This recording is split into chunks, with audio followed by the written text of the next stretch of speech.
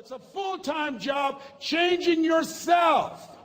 Some people are so negative, they'll walk into a dark room and begin to develop.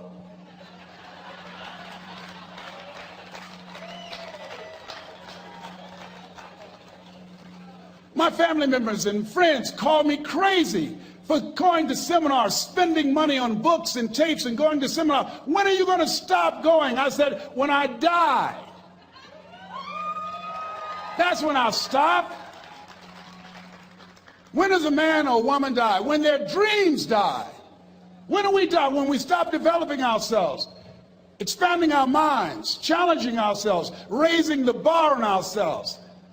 The best thinking that I had at that point in my life had produced this life that I have. I need some help. I'm where Einstein was. He said the thinking that has brought me this far has created some problems that this thinking can't solve.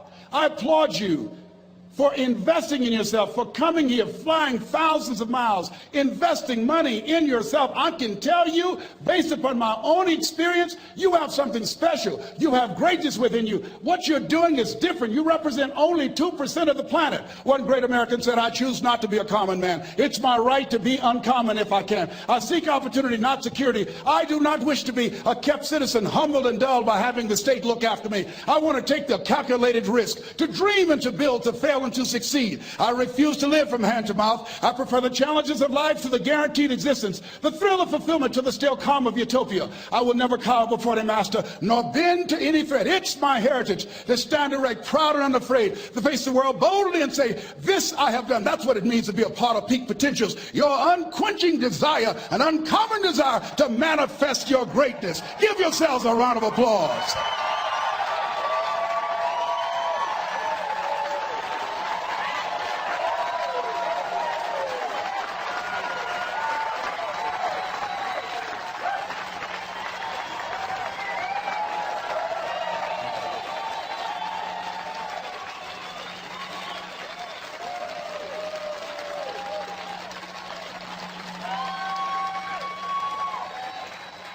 Thank you.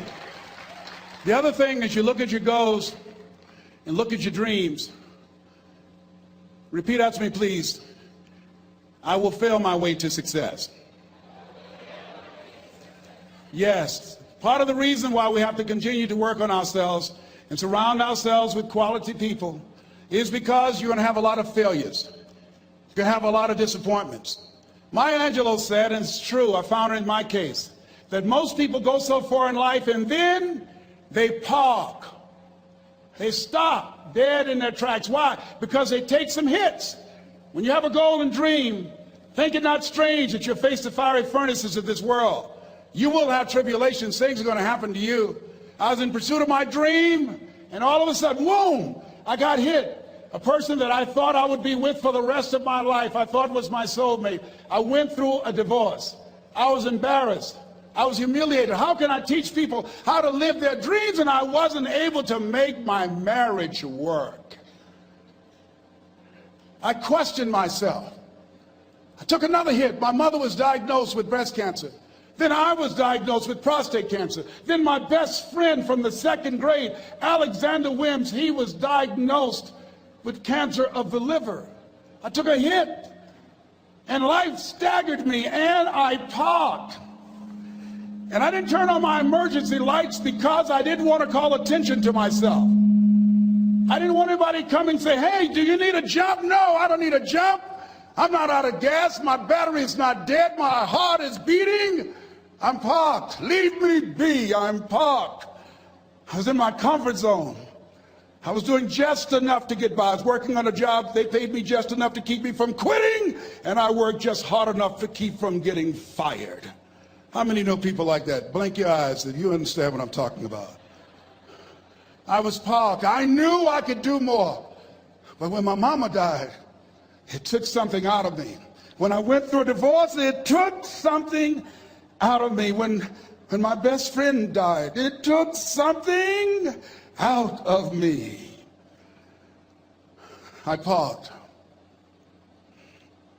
And somebody said that life is like an onion. You have to peel it one layer at a time. And sometimes you cry. Life's going to happen to you when you have a dream. You're going to get slapped around. And don't take it personal. Don't ask, why did this have to happen to me? Why not you? Who would you suggest? You want to give us some names, some email addresses? And don't tell everybody. 80% don't care, and 20% glad it's you. It's called life. Suck it up and move on. Get over it.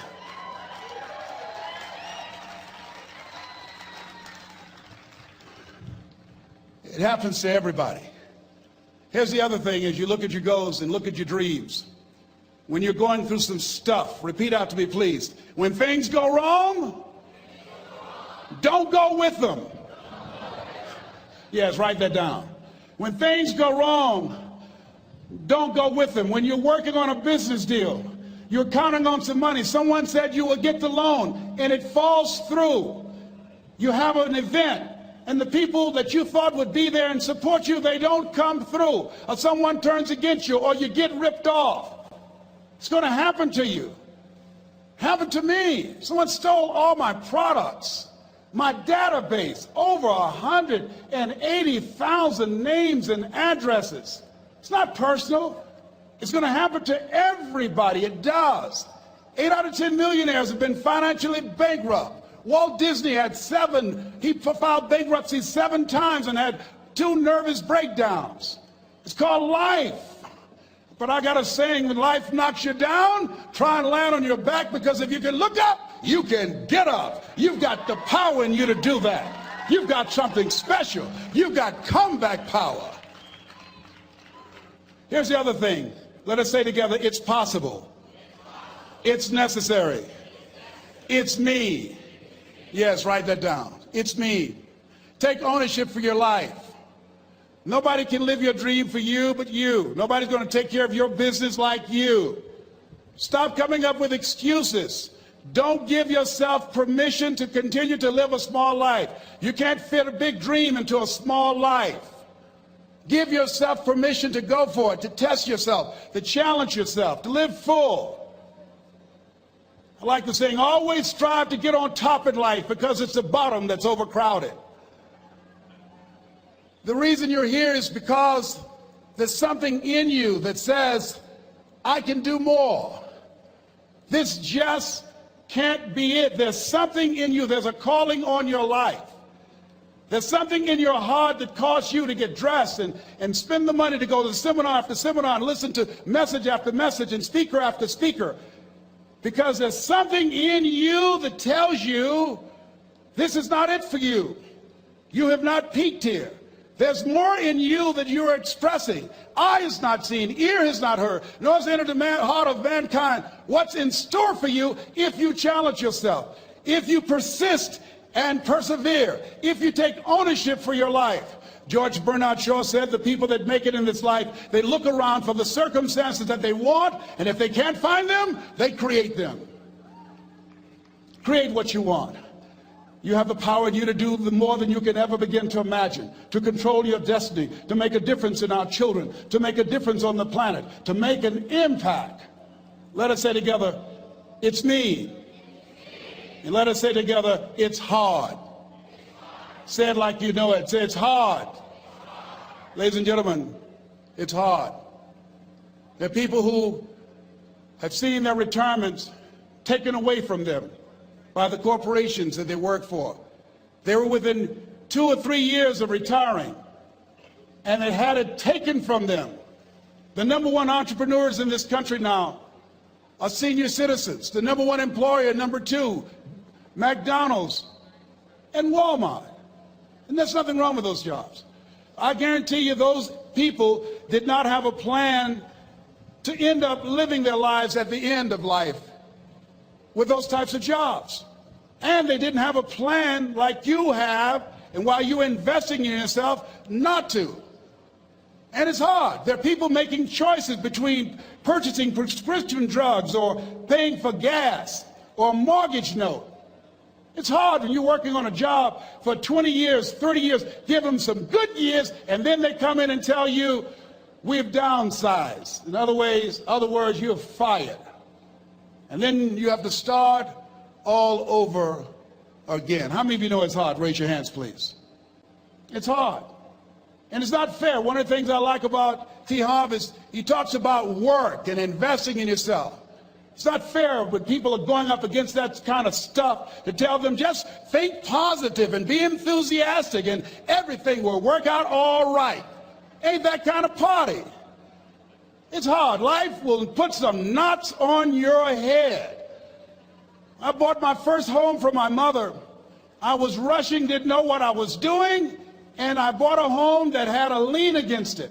And they called me, Mr. Brown, yes, there's a lien against your property. We need $55,000 if you're going to stay there. Wait a minute, sir. I just bought this home. The guy told me there were no liens against it. I'm not the one that owe you the money. You should have checked that out, Mr. Brown. Come on. I called my attorney. We followed up. Yes, Les, there's a lien against the property. But he told me there were no liens. He lied, obviously. Oh, my God. He told me he wanted to help me because he admired the fact that I was buying this home for my mother and that he was adopted, and he identified with me. Les, he suckered you. He played you, man. So what? Well, would they take payment arrangements? What about $5,000 a month? They want all the money, Les. They want all the money, or you're going to have to get out. The house is going up for sheriff's sale. Do you have it? No, I don't have it. Can they give me some time? Tell them to give me 3 months, please. Give me 3 months. My mother's in her 70s, man. She has a bad heart. Don't do this to me. This is my dream. Don't do this, man. Please, let me talk to them. Les, I'm talking to their attorney. They don't want to talk to you. I've got to talk to the attorneys. Do you have the money? No. Will they give me 3 months? No. What about 2 months? No, Les. They want the money in 7 days. Oh, my God. Let me call you back. I'm not sure. And I walked the floors thinking, God, how could this happen to me? I got to figure this out, huh? I've got to figure this out. It seemed like the days are just ticking off. Thursday, I had to call them and let them know. They called me, Les, do you have the money? No, I don't. Friday, you have to leave. The sheriff will be there. You're going to have to leave, Les. They're going to take my house. What about my down payment? You lost it, Les. You lost it. Okay. I got to go. Yes. I prayed, Lord, please, if you show me that you're real, if you're really real, you think Paul worked for you, you haven't seen anything. Don't let me lose this house and watch what I'll do for you. I was trying to cut a deal. Have you ever tried to cut a deal? It's amazing how spiritual you get when you get in trouble. You know what I mean? When I was diagnosed with prostate cancer, I was going to bed with the Bible and the Holy Quran and Science of Mind and Joel Goldsmith, everything I could find. I was praying to Jesus, Yahweh, Melchizedek, everybody. I was calling on everybody. It's amazing. And there I was walking the floor 3 o'clock in the morning, and I had to go and wake my mother up. I got on my knees and I said, Mama, I need you to wake up. She said, what's wrong, Leslie? I can hear you walking back and forth. I'm not asleep, son. I said, there's something I need to tell you. She said, your eyes are red. Why are your eyes red? Because I feel so stupid now. Why? We got to move tomorrow. Why, Leslie? There's a lien against the property and they want $55,000 and I don't have it. And we're going to be set out tomorrow. We have to go back to Liberty City. So she said, it's okay. I don't like this house anyhow. I said, why? She said, because of my arthritic knees, it hurts my knees when I go up the steps. I said, and why didn't you tell me? Because you were so happy. I just said it because you were happy. I'll live in a shack with you, boy. I love you. It's not the house. I love you. I love all my children. I said, thank you, Mama. Thank you.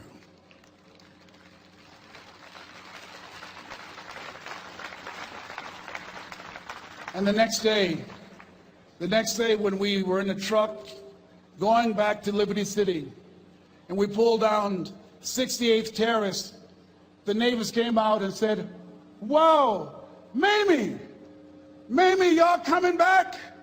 Are you back?" "Yes."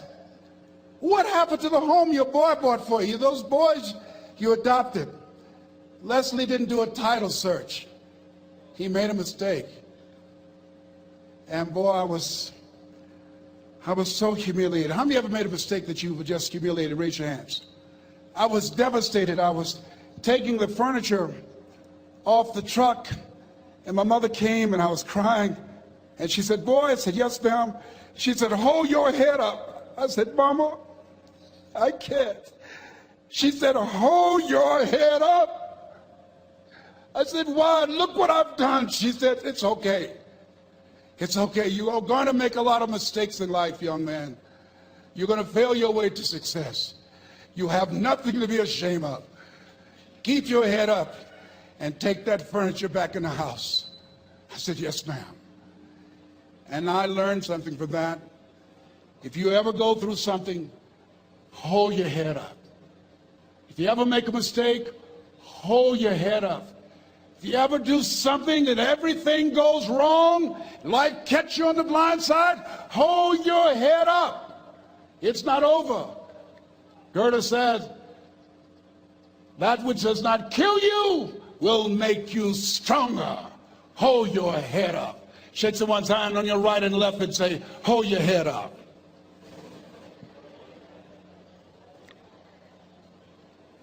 Here's something else, ladies and gentlemen. Repeat after me, please. You got to be hungry. Everybody together, you got to be hungry. I'll never forget Mr. Washington said, "Mr. Brown, yes, sir. What do you want to do with your life, young man?" I said, "Sir, I want to be a disc jockey." He said, "Mr. Brown?" I said, "Yes, sir." He said, "You got to be hungry." I said, "What do you mean by that?" He said, "People that are hungry are willing to do the things today others won't do in order to have the things tomorrow others won't have. People that are hungry are willing to invest in themselves. People that are hungry will go to seminars and workshops. People that are hungry are always searching, always seeking higher ground." So how do you want to make it? I said, "I want to be a disc jockey." He says, "Good. Here's what to do." He said, "I want you to read 10 to 15 pages of something positive every day." He said, "You don't get in life what you want, you get in life what you are. You must program yourself to success." He said, "I want you to listen to Earl Nightingale and Zig Ziglar. Listen, faith comes by hearing and hearing and hearing." He said, "I want you to change your relationships. And I don't want you to ever lose your hunger."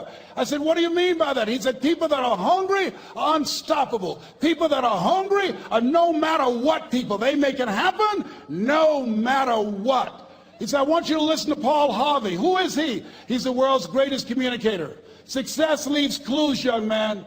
Always listen and follow people who are doing what it is you want to do at the level you want to do it, and learn from them. I told T. Hobb when we were standing by the stage, I said, "Hey, man, I want to work more with you. I want you to coach me. I want to learn from you."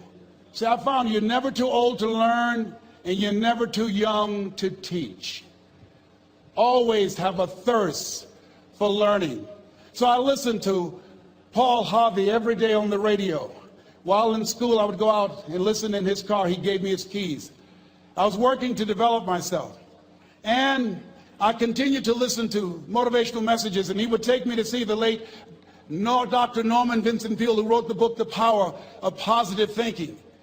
I toured with him before he passed. You have something special. You have greatness within you. Don't allow your circumstances to determine who you are. Don't allow your negative thoughts to hold you back. You have something special. You can do more than you can ever begin to imagine. Dr. Peale was an incredible man. I admired him. When he spoke, he gave me goosebumps. I can feel him in my heart. And I never forget, we were coming back to the school, and Mr. Washington said, "Mr. Brown," "Yes, sir." "When Dr. Peale spoke, you didn't move. When he spoke, you were hanging on every word. When he spoke, we didn't have to tell you to sit down and be quiet. Why?" I said, "Sir, I could feel him when he talked. I felt like he was talking to me, sir." He said, "He was. I said, but he doesn't know me, but he was speaking to you. Did you feel him in your heart? I said, yes, sir. He said, most people feel him in their head. If you felt him in your heart, he said, listen to him, son. Follow him, learn from him. And I would go to seminars and workshops. Anywhere I would find where Dr. Peale was, I would be in the audience. I would drive 200 and 300 miles just to hear him speak. And my dream and vision was to share the stage with him. I thought about it. What is your goal? What is your vision? I want you to hold it in mind. There's some power in that. Because when I became involved in speaking, I never forget, I got a call from Og Mandino, who wrote the book, The Greatest Salesman in the World. He said, Les, I'm stuck in Philadelphia. I need to be in Kankakee. Dr. Norman Vincent Peale is appearing. I can't make it. I heard you're in Chicago. I said, yes, I am. Can you go and open for me? I said, yes, man. Oh, my God. Dr. Peale, I said, yes, I'd love to do it. And I went there and I came. I said, hi, I'm Les Brown. He said, you're not the band of renown? I said, no, I'm Mrs. Mamie Brown's baby boy. I'm here to speak. He said, come backstage. And his wife, Martha, was there. And she said, Papa, Les Brown is here, the speaker. And he said, Les Brown, shoot for the moon. Because even if you miss your land among the stars. I said, sir, that's my quote. I wrote you when I was in the 11th grade. I was a part of a special education class project. That's my quote. He said, I know. I end all my speeches with that quote.